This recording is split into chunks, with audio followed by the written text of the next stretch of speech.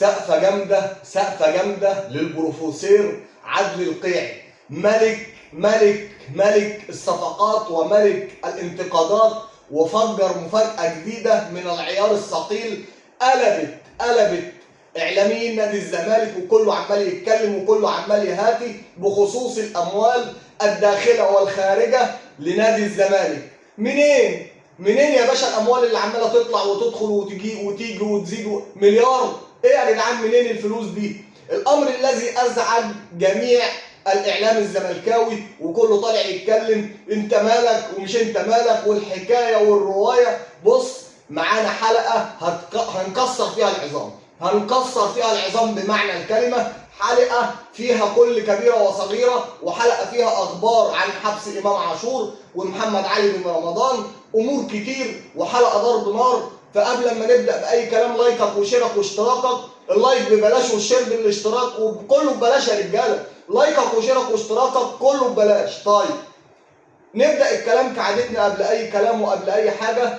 السلام عليكم ورحمه الله وبركاته، تحياتي لكل متابعين قناه اكرامي محمود في كل مكان. ونبدا كلامنا قبل اي حاجه بذكر الله، فلا اله الا الله سيدنا ونبينا محمد رسول الله. اللهم صل وسلم وبارك على سيدنا محمد وعلى اله وصحبه وسلم. طلع عدلي القيعي في برنامج ملك وكتابه وفجر مفاجاه من العيار الثقيل. عدلي باشا القيعي ده يا باشا يتضرب له تعظيم سلام. ده عدلي القيعي ملك الصفقات وملك، بص كل زي ما انت، ده البروفيسور. طلع في خبر بيقول لك نادي الزمالك عمال يجيب فلوس منين ما تعرفش، مليار جنيه ومليار مش عارف ايه، ويدفع غرامات ويدفع صفقات ويدفع. الله خلى الاعلام الزملكاوي كله يقول لك انت مالك يا عم؟ ازاي؟ انت اصلا اللي طالع تقول له انت مالك؟ انت كل شويه تطلع تقول الوزير عمل، الوزير دفع، الوزير. ما انتوا اللي بتقولوا. اشمعنى نادي الزمالك؟ ولا هو عشان الوزير زملكاوي؟ قولا واحدا هو الوزير زملكاوي، الفلوس كلها بتتحول على نادي الزمالك، فراح رادد عليه التاني بيقول له امال يعني اشمعنى انتوا يعني؟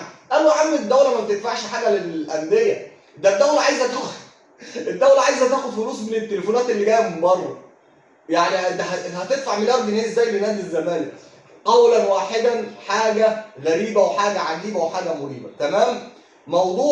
موضوع يعني بص ايه حكايه حبس، موضوع غريب قوي. ايه حكايه حبس امام عاشور؟ وايه اخر الاخبار في تلك الموضوع؟ موضوع غريب وعجيب. كنا لسه يوم 19/10 عرفنا ان امام عاشور خد براءه، تقوم النيابه تعمل اعتراض، والاعتراض ده المفروض بيتعمل له اعلان. امام عاشور لا عرف ان في اعتراض ولا عرف ان في قضيه ولا عرف بس كلنا عرفنا امبارح ان امام عاشور اتحبس لمده 6 شهور.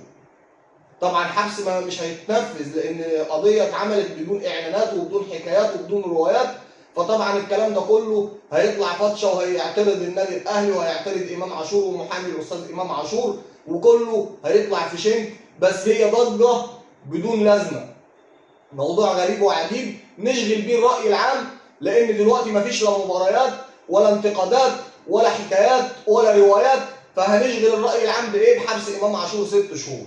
تمام؟ مفيش مباريات يا باشا، هنعمل ايه؟ لازم نطلع بحاجه كده تسكت الناس، حاجه ترند كده نسكت الناس. امام عاشور حبس 6 شهور.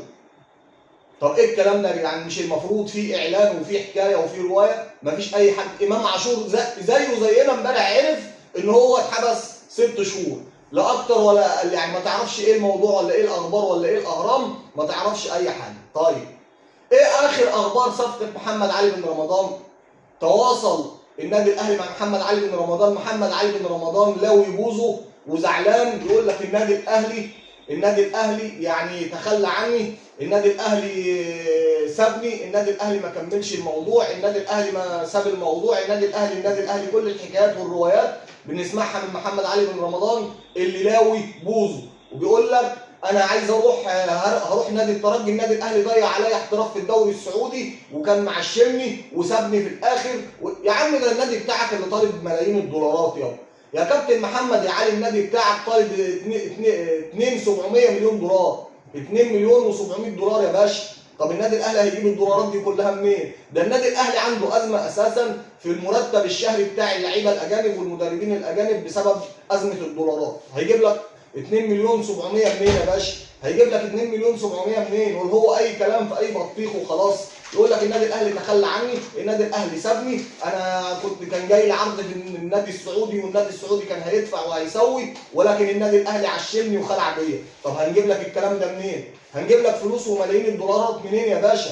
منين يا بيه؟ مش هنعرف هنجيب لك منين ولا هنودي لك فين، ما تعرفش اي حاجه في اي بتنجان. طيب السقفه دي برضه للكابتن محمد شريف مهاجم النادي الاهلي السابق اللي بيلعب في الخليج السعودي. ليه؟ اقول لك يا باشا، اتعرض عليه من نادي الزمالك الانضمام لنادي الزمالك، اعتذر، ولكن اعتذر بشياكه. اعتذر بشياكه. محمد شريف يستاهل سقفه جامده فعلا، لاعب يعني زي ما بيقول اهلاوي اهلاوي. اعتذر لنادي الزمالك وبشياكه، قال لهم انا لو هرجع على النادي الاهلي. لو هرجع من السعوديه هرجع على النادي الاهلي. انما السؤال عابر، ليه بقى؟ ليه نادي الزمالك مع انه معاه سيف الجزيري ومعاه ناصر منسي الاسد الجديد، ومعاه يعني حاجه غريبه قوي، ما بيحلاش غير لعيبه النادي الاهلي؟ طب ما علينا، الراجل رد عليهم بمنتهى الادب وبمنتهى الشياكه، راجل محترم فعلا، قال لهم انا لو هرجع مصر هرجع على النادي الاهلي. اي حاجه داخل النادي الاهلي بتتسمع بسرعه وبتتفجر بسرعه رهيبه بمعنى الكلمه، بتتفجر بسرعه رهيبه بمعنى الكلمه. اي حاجه داخل النادي الاهلي بتسمعها اهو تنتشر انتشار النار في الهشيم، تمام؟ والعكس في الزمالك المليان ازمات ومليان مشاكل، ولكن الاعلام مطرمخ على المواضيع، مطرمخ على المواضيع، ما بيتكلمش على نادي الزمالك. انما لو اي حاجه في النادي الاهلي تطلع تعرف، بص الدنيا كلها تعرف من الاعلام المصري. اول حاجه في ازمات نادي الزمالك، اولها ازمه كبيره بين الاداره ومين؟ وسيف الجزيري بسبب التجديد. سيف الجزيري عايز مثلا بيدوله دلوقتي 500,000 دولار في الموسم، عايز مليون، يقول لك لا احنا ما معناش، مش عايز يجدد. هوب يا جوميز ما يلعبش، ما يتدربش، ما يعملش. حد بيسمع حاجه عن نادي الزمالك؟ ابدا ابدا ابدا، مفيش يا باشا.